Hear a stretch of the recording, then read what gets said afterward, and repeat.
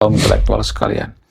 Di China, ada kepercayaan masyarakat lokal yang mengatakan sampai sekarang ya, mereka masih berpegang teguh dengan prinsip yang mengatakan, kalau seorang pemimpin itu jolim, kalau seorang pemimpin itu tidak adil, maka alam akan menghancurkannya. Itulah alasannya kenapa Xi Jinping bisa jadi presiden seumur hidup. Kenapa? Karena dipengaruhi oleh kepercayaan lokal, dipengaruhi oleh kepercayaan tradisi orang China. Jadi, menurut saya pribadi ini ada semacam kejanggalan gitu ya, atau semacam keanehan.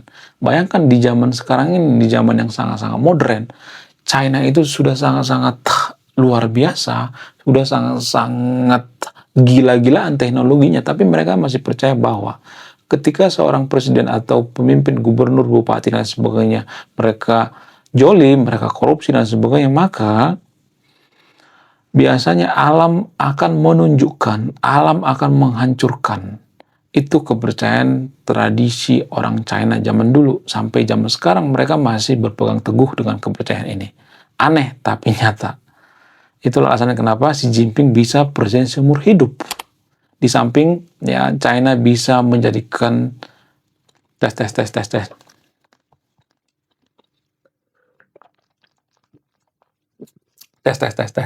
Di samping Xi Jinping bisa menjadikan China itu jadi negara maju, hampir menyaingi Amerika.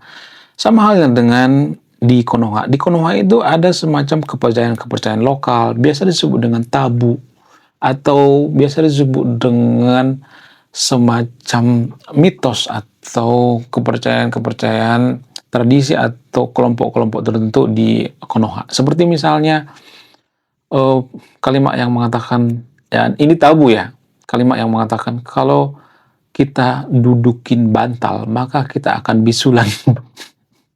Jadi, siapa di antara sahabat yang sering mendengar kalimat, kalau kita dudukin bantal, maka pantat kita akan bisulan. Nah, yang jadi pertanyaan, apakah ini benar atau tidak? Apakah ini mitos atau tidak? Jadi, ini menurut saya pribadi sangat-sangat unik sekali ya. Sebenarnya, kita itu nggak bisulan kalau dudukin pantat.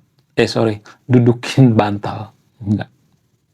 Nah, ya, jadi pertanyaan, lalu kenapa ada kalimat seperti ini? Kenapa ada suruhan seperti ini? Apa alasannya? Alasan yang paling mempengaruhi itu adalah karena supaya kita jangan menduduki bantal. Kalau kita menduduki bantal itu, ya misalnya membijak-bijak bantal, ya, maka kita akan sangat-sangat merasakan kuman gitu ya. Jadi di bantal itu akan banyak kuman kalau kita pakai di kepala gitu. Jadi itu alasannya.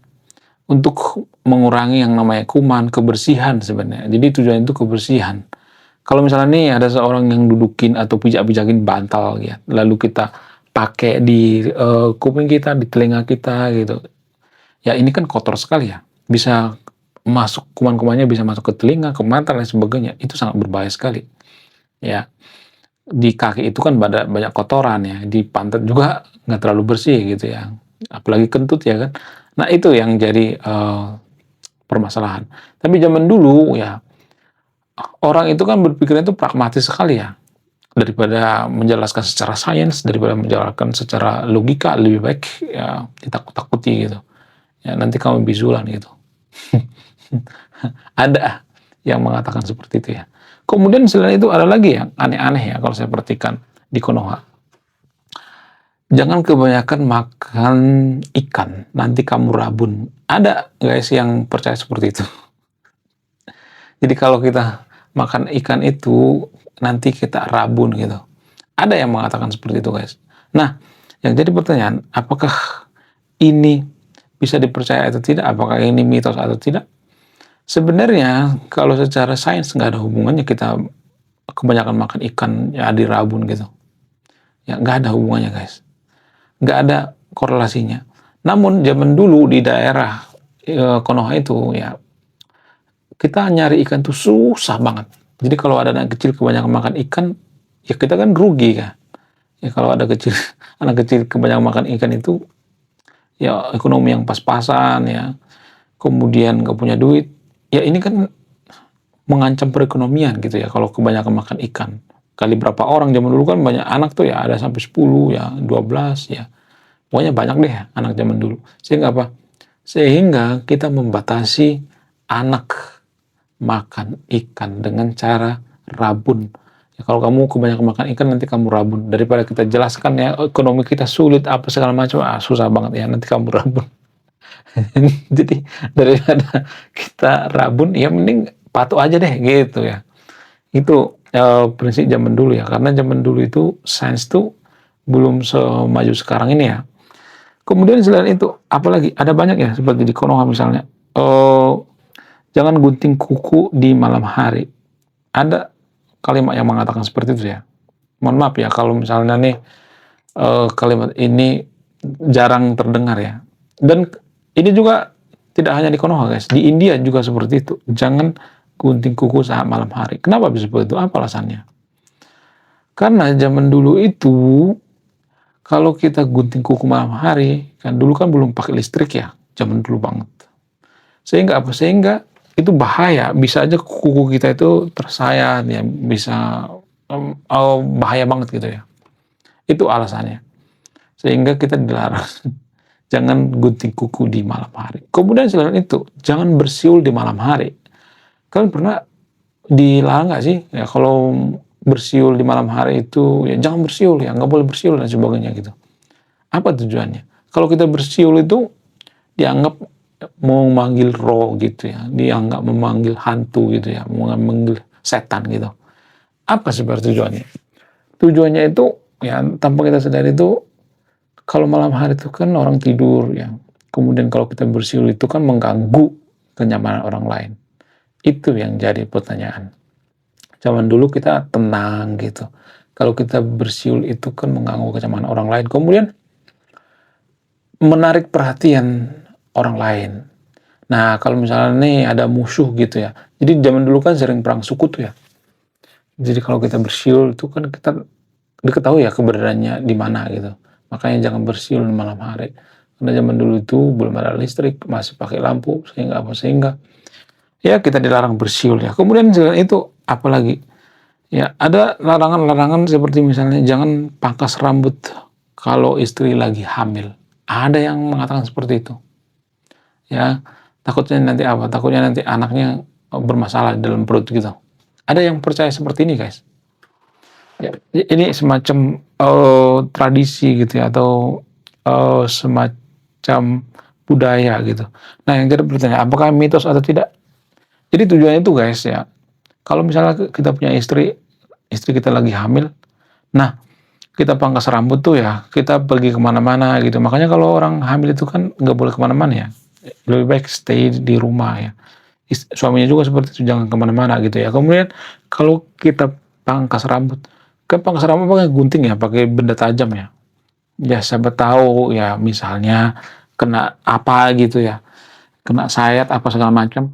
Ya itu yang dihindari oleh um, nenek moyang kita gitu ya. Makanya ada pepatah seperti ini turun-temurun ya. Kemudian selain itu ada yang mengatakan nggak boleh makan di depan pintu, nanti ada setan masuk gitu. Padahal pada faktanya ya, kenapa kita nggak dibolehkan duduk di pintu itu?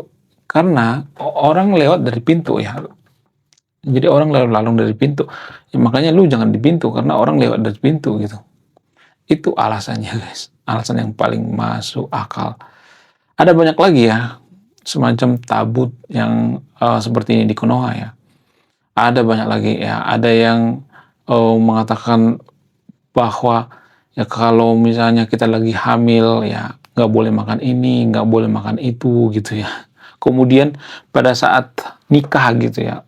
Jadi di daerah-daerah kalau saya perhatikan ya kalau misalnya nih ya, nikah terus mau masuk ke rumah gitu ya. Pertama kali masuk ke rumah itu biasanya melangkahkan kaki dengan kaki kanan, bukan kaki kiri.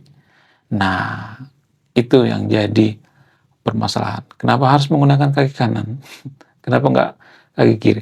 Jadi dipercaya kalau menggunakan kaki kanan itu nggak bawa sial.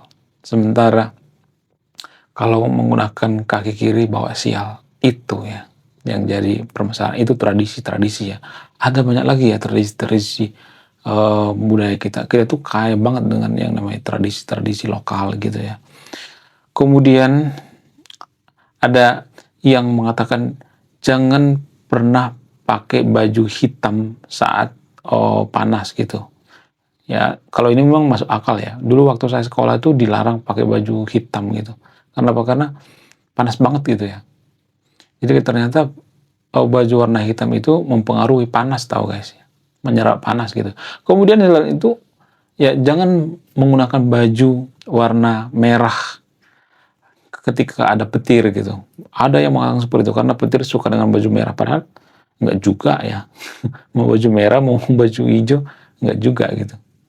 Kemudian setelah itu ada yang mengatakan kalau lu ke pantai selatan jangan pakai baju warna hijau gitu. Nah ini menurut saya pribadi suatu hal yang sangat-sangat luar biasa ya. Ini culture atau folklore di daerah-daerah yang sangat-sangat jarang dieksplor ya. Jadi kalau kita ke pantai selatan itu ya dilarang menggunakan baju warna biru atau menggunakan baju warna hijau itu. Tujuannya itu bukan mengundang Nyai Roro Kidul, bukan, mengundang setan, bukan seperti itu guys. Ya, alasannya itu cukup masuk akal. Kalau kita tenggelam di pantai selatan, maka kita nggak ketolong ya, karena nggak bisa dicari sama tim SAR. Kenapa? Karena baju kita tuh warna menyamar gitu ya, menyamar dengan laut gitu ya. Laut itu kan kehijau-hijauan ya atau kebiru-biruan ya. Sehingga kalau kita pakai baju warna seperti itu ya kita nggak bisa dicari. Kalau kita pakai baju warna putih, warna merah, warna kuning kan langsung kontras ya kelihatan. Oh, ya itu alasannya. Itu sudah dipikirkan ya nenek moyang kita zaman dulu. Cuman nggak bisa dijelaskan secara sains karena apa? Karena manusia itu lebih takut dengan setan, hantu gitu ya. Ya ini yang perlu kita rubah ya. Bagi teman-teman yang untuk video ini ya. Kita itu dari kecil kan ya ditakut-takuti oleh hantu gitu ya. Kalau saya bahas hantu itu pasti banyak yang marah guys. Saya nggak tahu kenapa. Apakah karena kita itu masih kental dengan budaya mistis? Kalau saya mengatakan hantu itu nggak ada, hantu itu bohong-bohongan, nggak bakalan ada yang nonton. Kenapa? Karena ini mungkin sangat kental dengan budaya kita ya. Menurut kalian gimana? Coba tulis di komentar ya. Apakah ada larangan-larangan lain selain larangan yang saya jabarkan barusan? Coba tulis di komentar ya. Wah, gila, luar biasa. Akhirnya buku kedua dan ketiga gua rilis juga. Buku kedua gua ini judulnya Budi Tanpa Pekerti. Dari judulnya sudah menarik. Dan kisah daripada buku ini sangat-sangat dilematis sekali. Di mana karakter dalam buku ini bercerita, ada dua pilihan yang sangat sulit. Yang pertama, ketika seorang tokoh dalam buku ini tidak bawa-bawa agama saat kampanye, maka dia bisa dipastikan kalah. Tapi ketika bawa-bawa agama dalam kampanye, ketika dia bawa-bawa kalimat insya Allah, maka dia bisa dipastikan menang. Nah, yang jadi pertanyaan, kalau Anda di posisi karakter dalam buku ini, mana yang Anda pilih? Ini temanya sangat cocok dengan tema channel ini, bahas tentang agama. Kemudian tidak hanya ini juga menarik guys ya, Tanah Luka. Dari judulnya juga udah kelihatan ya, ini cerita penuh dengan luka. Dimana kisah dalam buku ini ada seorang kiai yang sangat-sangat dilematis.